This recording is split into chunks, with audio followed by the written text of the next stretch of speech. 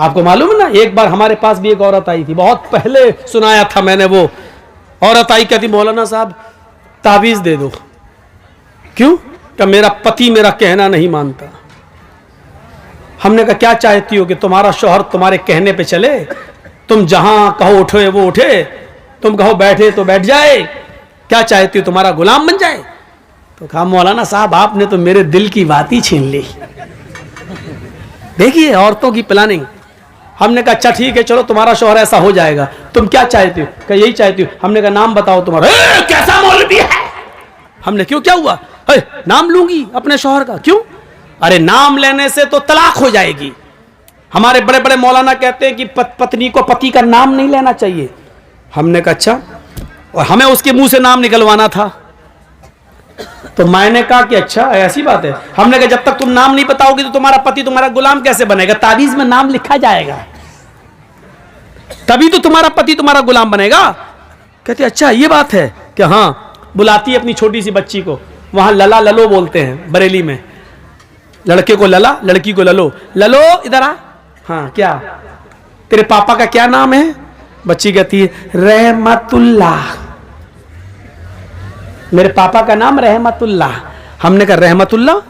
हाँ हाँ हाँ हाँ। हमने कहा ये तो रहमतुल्लाह बता रही है कि हाँ यही नाम है। हमने कहा क्या नाम है? कहा यही जो बताया बच्ची ने। फिर भी नहीं बोल रही, वो भी बड़ी ढीठ है। तो हमने कहा क्या नाम है? ये बच्ची सही से नहीं बोल रही कि वही बोल रही है। सही है क्या? क्या है बच्ची? रहमतुल्लाह। हमने कहा रहमतुल्लाह कि हाँ हाँ जो आप बोल रहे हैं वही है। तो हमने कहा ये नाम तो तुम्हें लेना पड़ता है। कभी नहीं लेती हूं। हमने कहा तो इसका मतलब तुम नमाज नहीं पढ़ती हो? कहना नहीं, नमाज 5 टाइम की पढ़ती हूं। हमने कहा नमाज पढ़ती हूं उसमें तो नाम आता है? कहा नहीं आता है। हमने कहा नमाज पढ़ती हूं तो सलाम नहीं फेरती हो? क्या फेरती हूं? हमने कहा उसमें तो आता है अस्सलामु अलैकुम बरहमतुल्लाह। रहमतुल्लाह आता है कि नहीं आता है? तो कहती है जब वो नाम आता तो नहीं लेती हूं। तो हमने कहा फिर क्या कहती हो?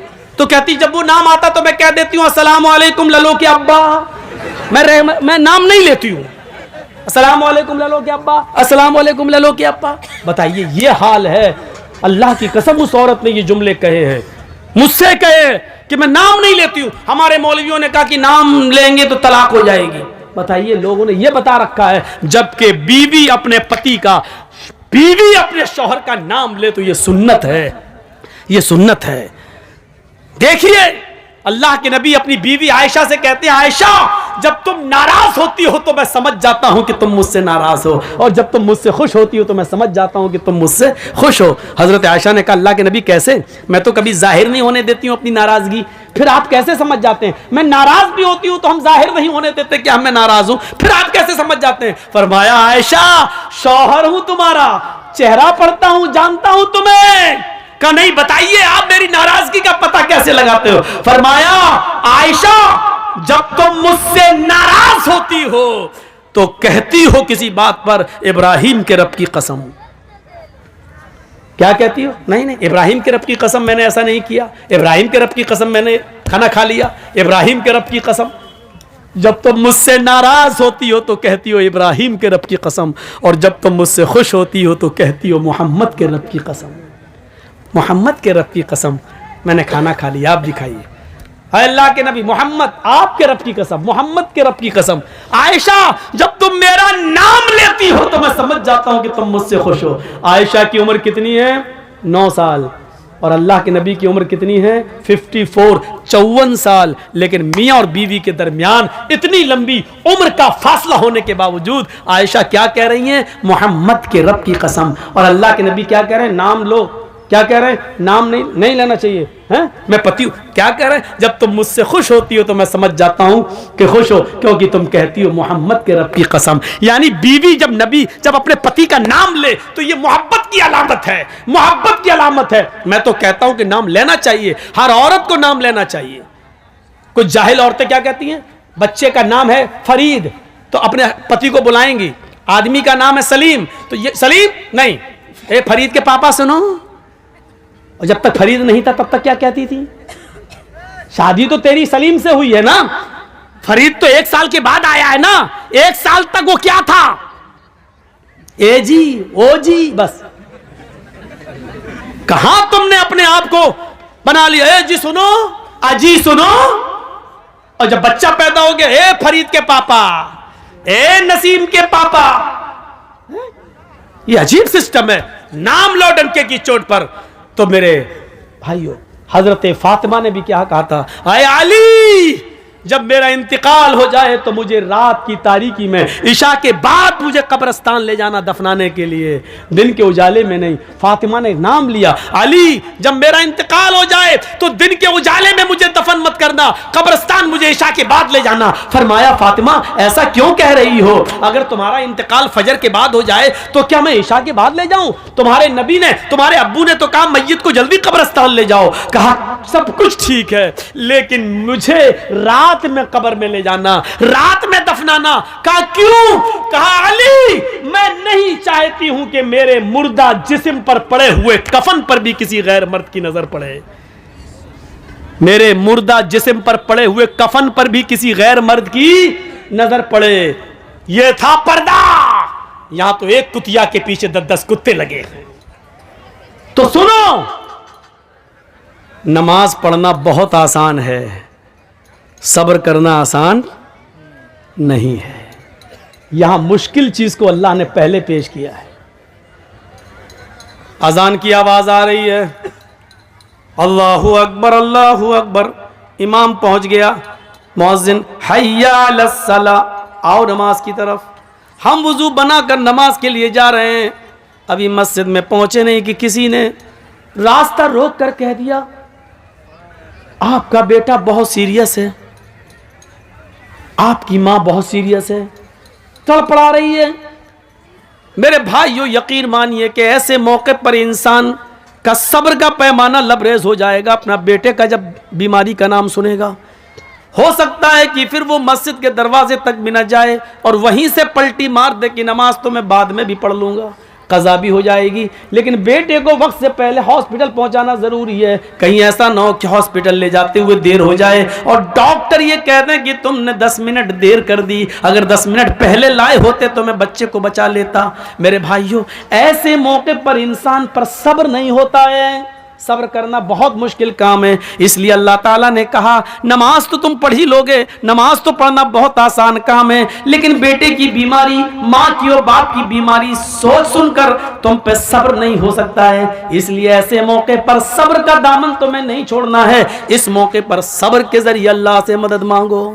सब्र, आपको मालूम है अल्लाह के रसूल एक कब्र के पास से गुजर रहे थे, वहां एक औरत बैठी हुई थी जिसका बच्चा इंतकाल कर गया था और वो अपने बच्चे की कब्र पर बैठ कर रो रही थी। अल्लाह के नबी ने उससे कहा, अल्लाह की अमानत है, ले लिया, चलो तुम सब्र करो। वो पहचान नहीं सकी कि ये अल्लाह के रसूल हैं। उसने क्या कहा, अरे चल जा यहां से। आ गया, सब्र कर, सब्र कर, सब्र सब्र कर चिल्लाने वाला। जिसकी ऊपर गुजरती है वही जानता है। तुझे क्या मालूम कि मेरा बेटा मर गया है, मेरे ऊपर क्या गुजर रही है, तू क्या जाने। उसने मोहम्मदुर रसूलुल्लाह से ये कह दिया। अल्लाह के रसूल वहां से चले गए। भाई ऐसी मौके पर क्या कहा जाए जब वो अपने बच्चे की मौत पर सब्र नहीं हो रहा है, उससे सब्र नहीं कर पा रही है। वो तंबी करना था, कर दिया, आगे बढ़ गए। बाद में उस औरत से 1-2 दिन के बाद किसी ने कहा, तुमने जिस आदमी से ये जुमला कहा जानते हो वो कौन? वो मोहम्मदुर रसूलुल्लाह थे। हैं? वो अल्लाह के नबी थे जिनको मैंने ये बोला था कि हाँ। 3-4 दिन के बाद वो अल्लाह के रसूल के पास आई और कहती है, मुझे माफ़ कर दीजिए अल्लाह के नबी, मैं आपको पहचान नहीं सकी। अब सुनिए यहाँ अल्लाह के नबी क्या कहते हैं, आए अल्लाह के रसूल, मैं आपको पहचान नहीं सकी, मुझे माफ़ कर दीजिए। आपने मुझे उस दिन सब्र की तलकीन की थी, मैं सब्र कर रही हूँ। अल्लाह के रसूल, मुझे सब्र आ गया, मैंने सब्र कर लिया, आप मुझे माफ़ कर दीजिए। मैंने आपसे कहा चल चल, तू क्या जाने, जिसके ऊपर गुजरती वो जानता, मुझे सब्र आ गया। तो अल्लाह के नबी ने मुस्कुराते हुए क्या कहा, नहीं, 4 दिन के बाद सब्र आया है ना, नहीं, इन्नमा सब्रु इंद सदमतिल ऊला, सब्र तो उस वक्त होता है जब मुसीबत पहुंचे, उसी वक्त सब्र किया जाए।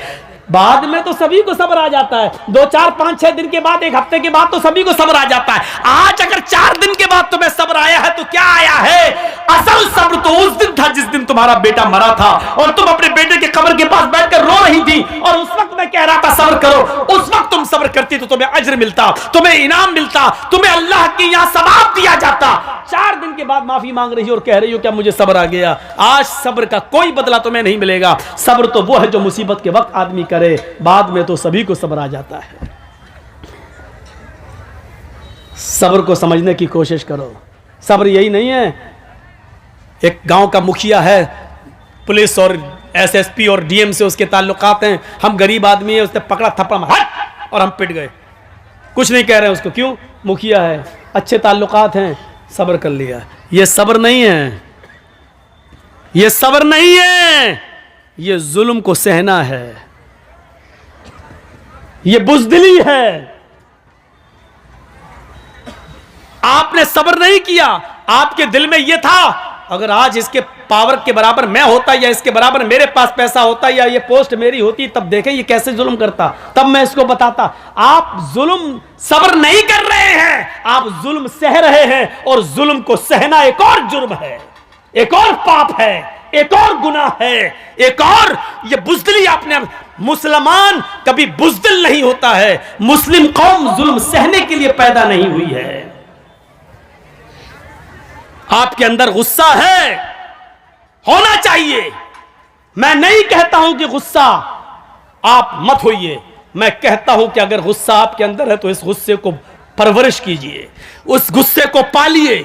मैं तो आपको यह नसीहत करता हूं कि गुस्से को पालिए, लेकिन इस गुस्से को आप अपने अंदर पाल पोस कर बड़ा करिए, और यह गुस्सा वहां दिखाइए जब आपका बेटा शराब पीते हुए घर पे आए, तब आपका गुस्सा आना चाहिए। आपकी बीवी बेपर्दा जब बाजारों में घूमती है तब आपको गुस्सा आना चाहिए। इस गुस्से को संभालिए, और जहां गुस्सा होने की जरूरत है वहां गुस्सा कीजिए। यहां गुस्से की जरूरत है, यहां आपकी बेटी बेपर्दगी के साथ घूम रही है, मोबाइल लेती है, अपने जीजा की मोटरसाइकिल पे बैठ के बहनोई के साथ सफर कर रही है, और देवर की मोटरसाइकिल पर भाभी बैठकर जा रही है। आपके अंदर गुस्सा आना चाहिए, और आप अपने छोटे भाई से कहें तेरी हिम्मत कैसे हुई कि तूने अपनी भाभी को यानी मेरी बीवी को पीछे बिठाया, मोटरसाइकिल पे बिठाया।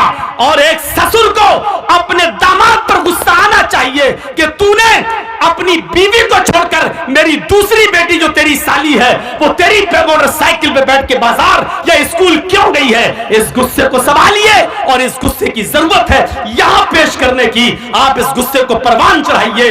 हराम है, हराम है, हराम है अगर कोई जीजा अपनी साली को अपनी बाइक पे बिठाकर शॉपिंग कराता है।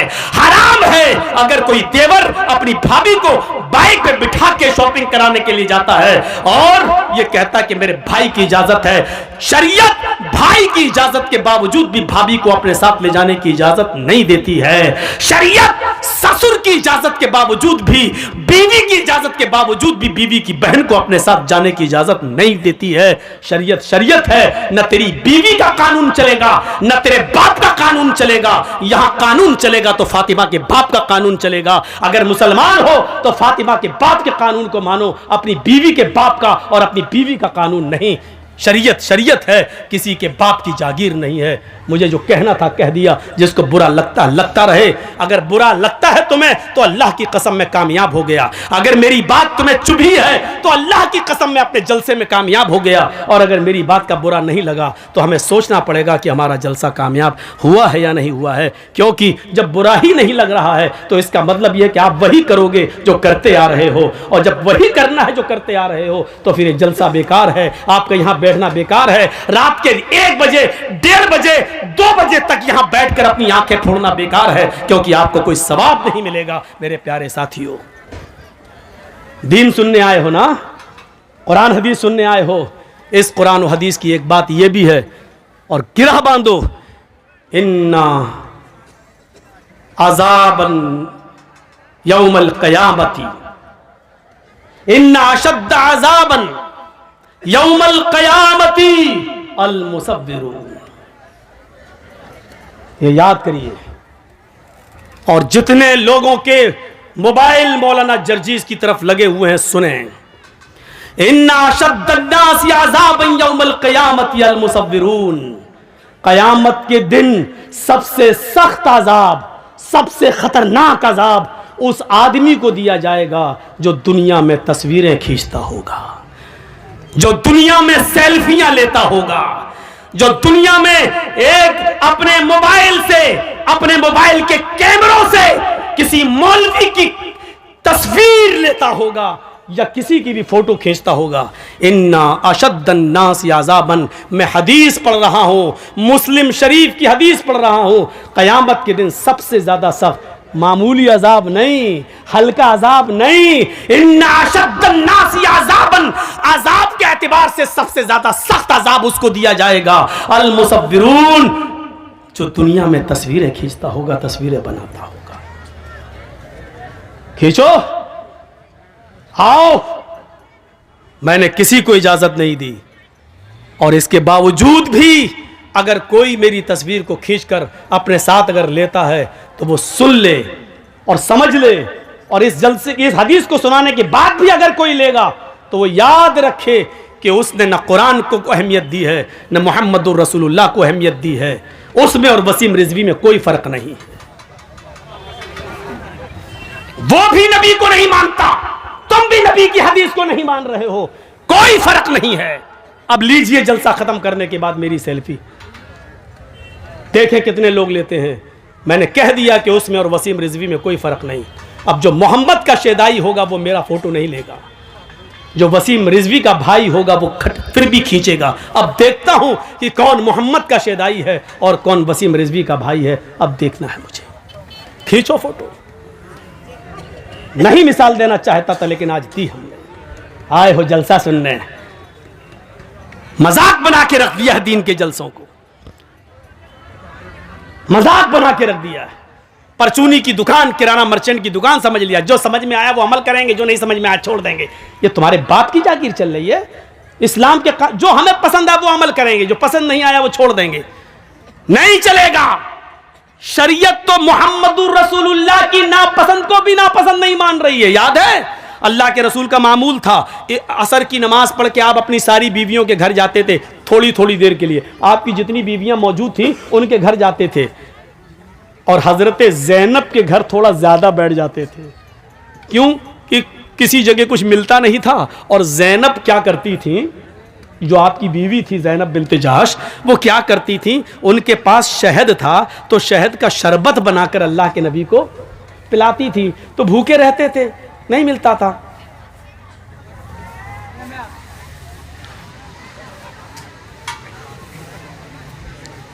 कुत्ते की दुम 100 साल भी रखोगे नल के पाइप में और उसके बाद निकालोगे और ये सोचोगे सीधी हो जाएगी, सीधी नहीं हो सकती, वो टेढ़ी ही रहेगी।